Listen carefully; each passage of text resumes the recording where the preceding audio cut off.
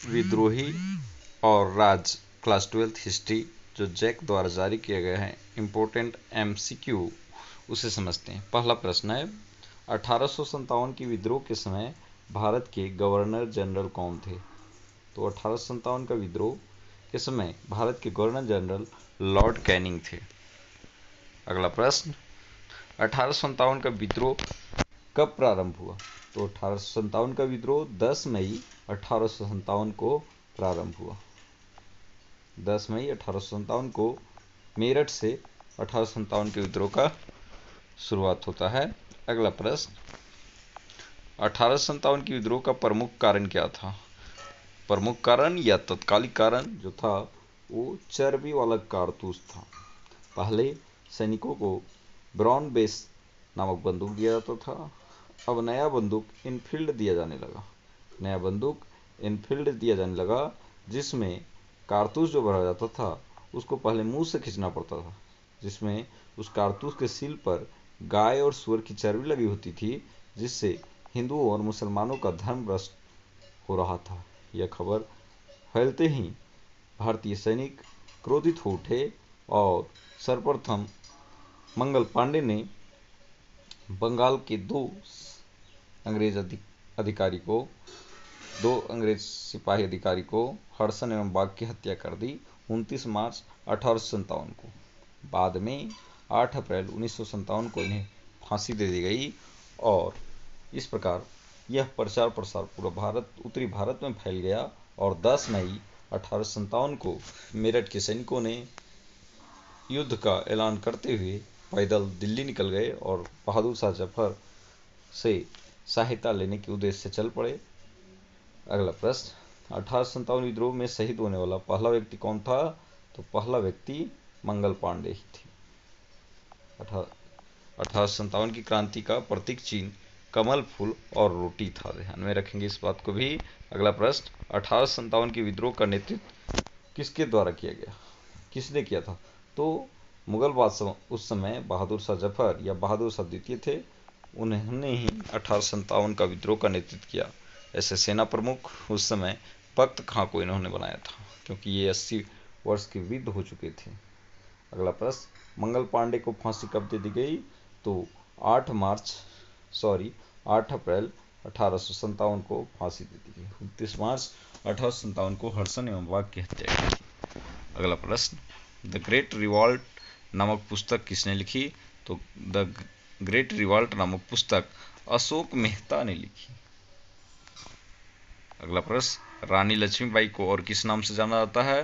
तो रानी लक्ष्मीबाई को छबीली, मनु, मणिकर्णिका इन सभी नामों से जाना जाता है। इन पर एक कविता है सुभद्रा कुमारी चौहान का, खूब लड़ी मर्दानी वह तो झांसी वाली रानी थी। तो इन्होंने लक्ष्मीबाई ने झांसी से 1857 के विद्रोह का नेतृत्व किया था। इन्हें छबीली, मनु और मणिकर्णिका के नाम से भी जाना जाता है। अगला प्रश्न 1857 के विद्रोह में बिहार का नेतृत्व किसने किया था? तो वीर कुंवर सिंह ने 1857 का विद्रोह का नेतृत्व बिहार से किया था। और ये जब गंगा नदी को पार कर रहे थे इस दौरान इनके हाथ में गोली लग गई थी और उन्होंने उस गंगा में उस गोली लगे हाथ को काट कर दान दे दिया था। तो ऐसे थे हमारे वीर कुंवर सिंह नारायण जी। अगला प्रश्न क्रांति के दमन के बाद कौन क्रांतिकारी नेता नेपाल भाग गए थे? तो नाना साहब और बेगम हजरत जो वाजिद अली शाह की पत्नी थी, ये दोनों नेपाल भाग गए थे। ए और बी दोनों, नाना साहब और बेगम हजरत महल। जो वाजिद अली शाह जो शतरंज के खिलाड़ी, इन पर मूवी बन चुका है, वे भी दोनों भाग, और उन्हीं की पत्नी थी बेगम हजरत महल। ये दोनों कहाँ भाग गए? तो नेपाल भाग गए। और अगर मैं बात करूं भारत छोड़ो आंदोलन के दौरान हजारीबाग जेल से जयप्रकाश नारायण अपने 5 साथियों के साथ भी भागे थे नेपाल, और 18 फुट ऊंची दीवार को धोती के सहारे दीपावली की रात में उस 18 फुट ऊंची दीवार को लांग कर धोती के सहारे भागे थे झील को तैरते हुए। तो ऐसे अदम्य साहस हमारे वीर जवानों ने किया, उनके लिए सदा हम नतमस्तक हैं उनके कार्यों के प्रति। अगला प्रश्न, पील कमीशन का गठन किस उद्देश्य से किया गया था? तो पील कमीशन का गठन भारतीय सेनाओं के पुनर्गठन के लिए। तो चूंकि अंग्रेजों की संख्या सेनाओं में अधिक हुआ करती थी और उसकी अपेक्षा भारतीय सैनिकों की संख्या कम थी, तो इनकी संख्या में वृद्धि के लिए पील कमीशन का गठन किया गया था, सेना के पुनर्गठन के लिए। अगला प्रश्न है, मुगल बादशाह को अपदस्थ कर कहाँ भेज दिया गया था? तो मुगल बादशाह जो थे उस समय बहादुर शाह जफर, उनको रंगून यानी म्यांमार भेज दिया गया था। अगला प्रश्न, रानी लक्ष्मीबाई किस स्थान से विद्रोह का नेतृत्व कर रही थी? तो रानी लक्ष्मीबाई झांसी से 1857 के विद्रोह का नेतृत्व कर रही थी। ये 1857 का विद्रोह का तत्कालिक कारण या प्रमुख कारण चर्बी वाला कारतूस था, लेकिन इसके अलावा कई कारण थे। आर्थिक कारण, जैसे भारत से धन दिन प्रतिदिन इंग्लैंड की ओर जा रहा था। राजनीतिक कारण, सामाजिक कारण, आर्थिक कारण, धार्मिक कारण, ये सभी कारण थे। अगर मैं सामाजिक कारण की बात करूं तो यहाँ के लोगों को अपने नियम कानून से नहीं रहने दिया जा रहा था। वे लोग विधवा विवाह के समर्थक थे, जबकि यहाँ के लोग नहीं थे, पुराने विचारधारा के लोग नहीं थे। तो जिससे अगर धार्मिक कारण की बात करूं तो हिंदुओं को तिलक लगाने पर पाबंदी लगा दी थी। इसके अलावा मुस्लिमों को दाढ़ी रखने पर पाबंदी, सिखों को टोपी पहनने पर पाबंदी, इस तरह की पाबंदियां लगा दी थी, जिसके कारण से भी यहाँ के सैनिक लोग नाराज थे।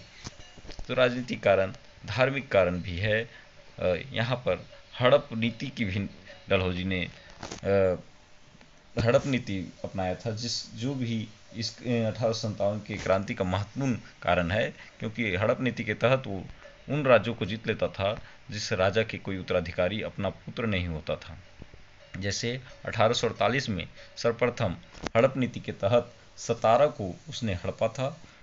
1849 में जैतपुर, संबलपुर, इसी प्रकार उन्होंने बघाट, करौली, झांसी आदि को भी अपना हड़प नीति के तहत उसको अपना शासन में मिला लिया था, प्रशासन में मिला लिया था। और अवध को, चूंकि अवध के शासक वाजिद अली शाह थे, तो उनको कुशासन का बहाना बनाकर उसको मिला लिया था। और उनकी पत्नी बेगम हजरत महल ने वहाँ से फिर नेतृत्व की थी। हड़प नीति किसने लागू की थी? तो यही था हड़प नीति। किसने लागू किया था? तो लॉर्ड डलहौजी ने हड़प नीति लागू किया था। लॉर्ड डलहौजी। इस हड़प नीति के तहत अवैध तरीके से राज्यों को हड़पा करता था। अगला, अवध में 1857 की क्रांति का नेतृत्व किसने किया? तो 1857 की क्रांति का नेतृत्व बेगम हजरत महल ने किया था। इनके पति को कुशासन का बहाना बनाकर अंग्रेजों ने कैद में डाल दिया था। सहायक संधि की व्यवस्था किसने की? तो लॉर्ड वेलेस्ली ने सहायक संधि की स्थापना की थी। लॉर्ड वेलेस्ली ने सहायक संधि की स्थापना की थी। लॉर्ड वेलेस्ली ने सहायक संधि की स्थापना की। अवध में 1857 की क्रांति का नेतृत्व किसने किया? तो बेगम हजरत महल ने किया। और हड़प नीति किसने अपनाई? तो लॉर्ड डलहौजी ने अपनाई।